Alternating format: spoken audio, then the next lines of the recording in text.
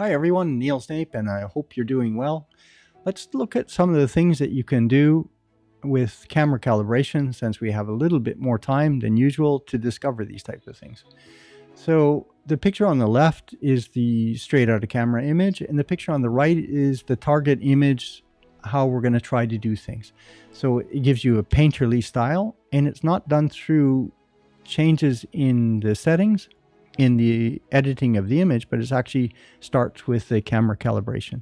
So I'll take you through the steps. It's really easy to do, and I'll show you how to save it out as a preset, and that way you can apply it to multiple images.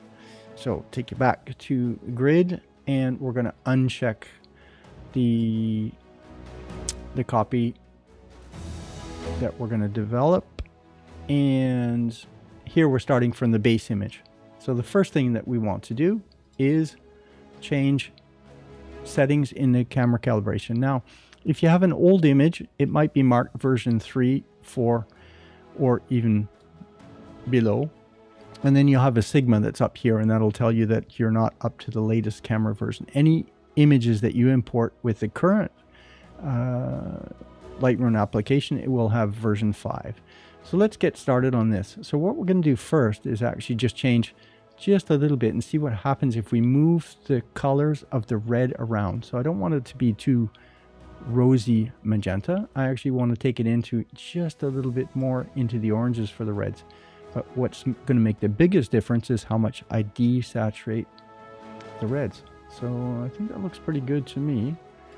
And then we're going to go to the green channel, and the green channel this time we're going to really change the hues. I've already written down what I had previously used just to make it a little bit easier.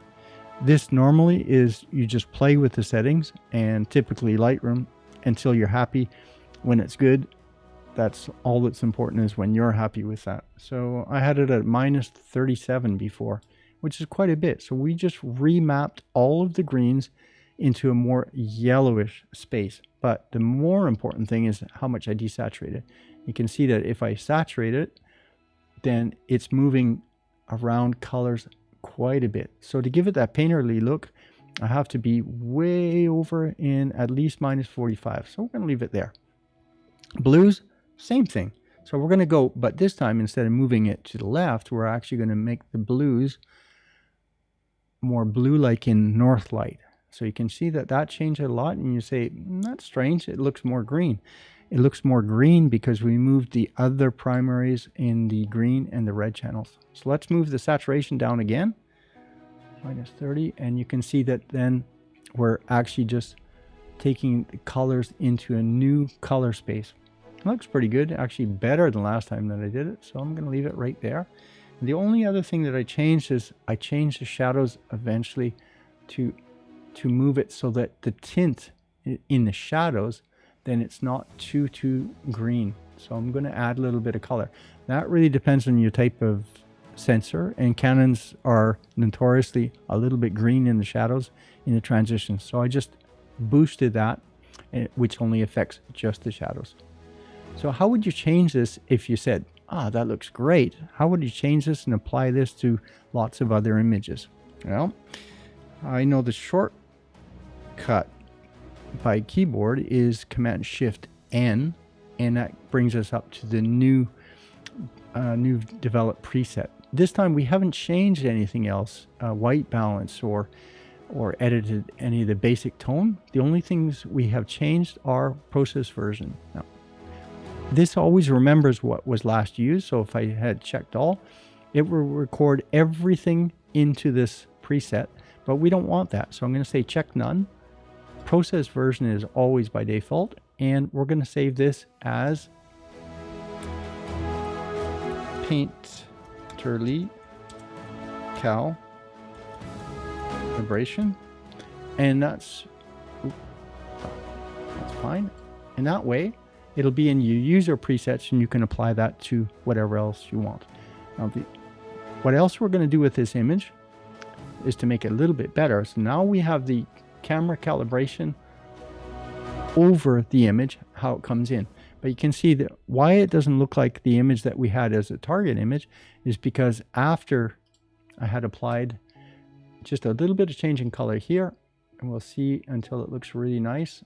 It's just a tiniest little bit more blue, but I'm not going to change the exposure much. But what I'm going to do is take the blacks up, because you can see the blacks are quite crunched. You could actually even roll over to see where they are. That's to show you where clipping is occurring. And we're going to take the shadows up too. Not too much. And that gives it, I hope you agree, that gives you a beautifully sculpted light, which is really easy to do. It completely changes the idea of the image, and it gives us a personalization on the image. That's what we want to do to it. All of the rest, I don't think I'm going to change anything. You might want to take down, you could take down locally, you could change the dehaze, and then just add in with a brush a little bit of positive dehaze to take up for where you reduced it. So I just did that, and we're going to do one other thing, is go into the color panel before we go into split toning, and we're just going to change a little bit of settings in the color panel. I think that the oranges, the way I do it is I always take the sliders and I pull them around until I can start seeing. So I'm actually going to take the luminance down so it makes it a little bit softer. I'm going to see where the yellows are. There's not too much in this image, so I can leave those ones. In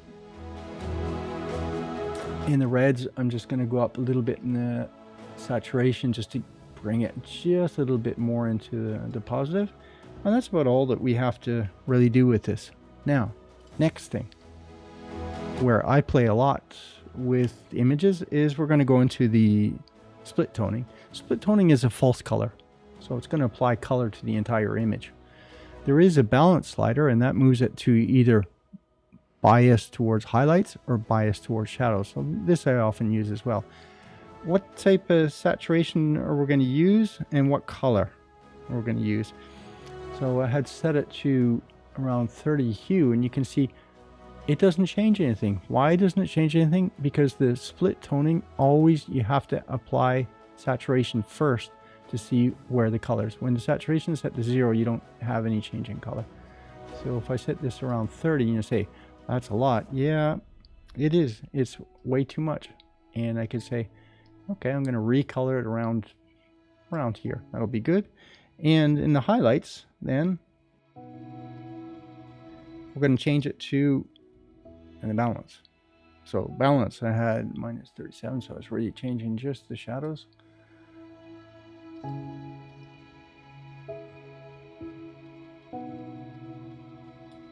that's about all there is to it. Now we can actually change this or save this as preset. So paint cal plus settings. This time we'll check all, and we'll just undo graduated and radial filters if we want to apply that, and we had pre-applied it, and create, and now we're done. So that's all there is to changing and modifying a calibration setting. It's very useful for creating a painterly style, and the base of all of it is in the actual calibration setting itself. So thanks for watching, stay safe, and we'll see you again. If you liked the video, give it a like. If you didn't, tell me why, and subscribe to my channel. I'll see you soon.